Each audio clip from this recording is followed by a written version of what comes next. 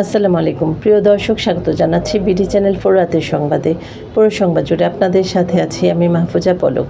শুরুতেই জানিয়ে দিচ্ছি আলমগীর হোসেন সিটি সংবাদ শিরোনাম।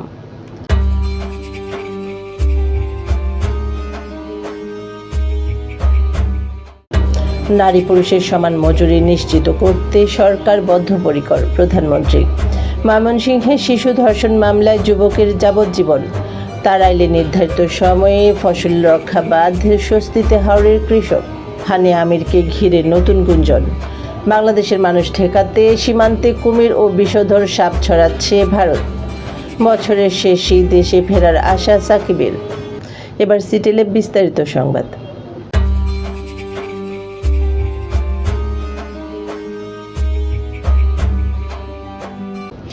মজুরি নিয়মিত পর্যালোচনা করে শ্রমিকের ন্যায্য মজুরি ও নারী পুরুষ সমান মজুরি নিশ্চিত করতে সরকার বদ্ধপরিকর বলে মন্তব্য করেছেন প্রধানমন্ত্রী তারেক রহমান।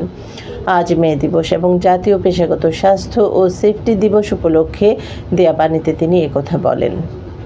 এবার স্যাফরন ডিলাইট স্থানীয় সংবাদ।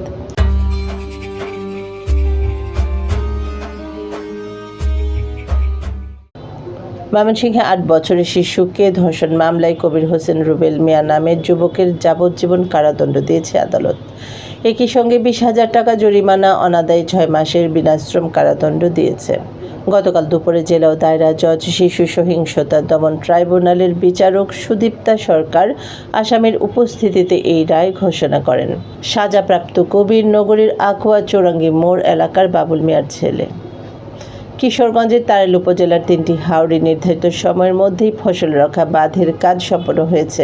এতে আগাম বন্যার সংখ্যা কমে যাওয়ায় স্বস্তি ফিরেছে হাওরের বোরো চাষিদের মাঝে। পানি উন্নয়ন বোর্ড সূত্রে জানা গেছে, উপজেলার গজারিয়া, চাতাল ও সোনাইর এই 3টি হাওরের প্রায় 11.76 কিলোমিটার ফসল রক্ষা বাঁধ নির্মাণ করা হয়েছে। প্রায় 2,34,00,000 টাকা ব্যয়ে 16টি প্রকল্প বাস্তবায়ন কমিটির PIC মাধ্যমে এসব কাজ সম্পন্ন হয়। নির্মাণ কাজ শেষ হতে না হতেই ধসে পড়ল ইটনা উপজেলা সরকারি কলেজ সংলগ্ন মূল রাস্তা থেকে ইটনা উপজেলা ভূমি অফিসে যাওয়ার রাস্তার প্রশস্তকরণ গাইডওয়াল। জানা যায় 7,50,000 টাকা ব্যয়ে নির্মিত গাইডওয়ালটি বাস্তবায়ন করেছে কিশোরগঞ্জ জেলা পরিষদ। ইটনা সদর ইউপি সদস্য আনু মিয়া বলেন, নিম্নমানের কাজের কারণেই গাইডওয়ালটি ধসে পড়েছে।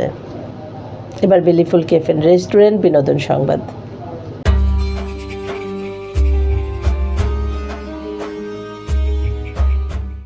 পাকিস্তানের জনপ্রিয় অভিনেত্রী হানিয়া আমিরকে ঘিরে ফের শুরু হয়েছে প্রেমের গুঞ্জন। শোনা যাচ্ছে পুরনো সম্পর্কের তিক্ততা ভুলে আবারও কাছাকাছি এসেছেন গায়ক আসিম আজহার। এক সময় তাদের প্রেম ছিল ভক্তদের আলোচনার কেন্দ্রবিন্দু। পরে বিচ্ছেদের মধ্য দিয়ে সেই সম্পর্কের ইতি ঘটলেও সাম্প্রতিক কিছু ঘটনা নতুন করে জল্পনা উস্কে দিয়েছে। সম্প্রতি আসিম আজহারের এক কনসার্টে হানিয়ার উপস্থিতি ঘিরে সামাজিক মাধ্যমে ব্যাপক আলোচনা শুরু হয়েছে। এবার জীবনদীপ হেলথ সেন্টার আন্তর্জাতিক খবর।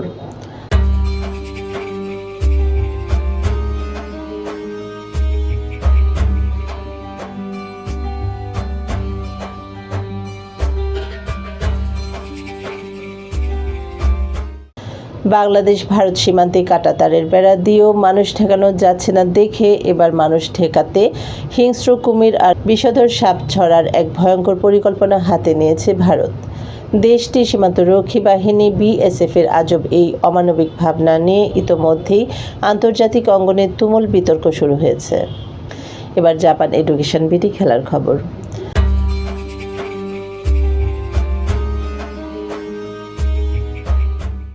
সাকিব আল হাসানের বাংলাদেশ ফেরা নিয়ে গত 2 বছরে অসংখ্য গুঞ্জন সামনে এসেছে। এবার আইনি জটিলতা কাটিয়ে চলতি বছরের শেষ নাগাদ দেশে ফেরার জোরালো আশাবাদ ব্যক্ত করেছেন সাকিব নিজেই। সম্প্রতি মুম্বাই EEU T20 বেলজিয়াম 2026 এর জার্সি উন্মোচন অনুষ্ঠানে ভারতীয় গণমাধ্যম স্পোর্টস স্টারকে দেয়া এক সাক্ষাৎকারে এ বিষয়ে কথা বলেন সাবেক টাইগার অধিনায়ক। দর্শক, সংবাদ শেষ করার আগে ম্যাপল ইন্টারন্যাশনাল স্কুল শিরোনামগুলো আরও একবার।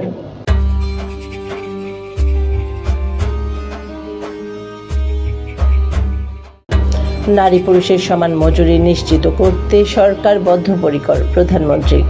ময়মনসিংহে শিশু ধর্ষণ মামলায় যুবকের যাবজ্জীবন। তাড়াইলে নির্ধারিত সময়ে ফসল রক্ষা বাঁধ স্বস্তিতে হাওড়ের কৃষক। হানি আমিরকে ঘিরে নতুন গুঞ্জন। বাংলাদেশের মানুষ ঠেকাতে সীমান্তে কুমির ও বিষধর সাপ ছড়াচ্ছে ভারত। বছরের শেষে দেশে ফেরার আশা সাকিবের। প্রিয় দর্শক, এই ছিল বিডি চ্যানেল 4 রাতের সংবাদ। সকলকে পরবর্তী সংবাদ দেখার আমন্ত্রণ জানিয়ে এখানে বিদায় নিচ্ছি। আপনারা ভালো থাকুন, সুস্থ থাকুন। নিত্য নতুন খবর পেতে বিডি চ্যানেল 4 এর ফেসবুক পেজ ও ইউটিউব চ্যানেলের সঙ্গেই থাকুন। শুভরাত্রি। আল্লাহ হাফেজ।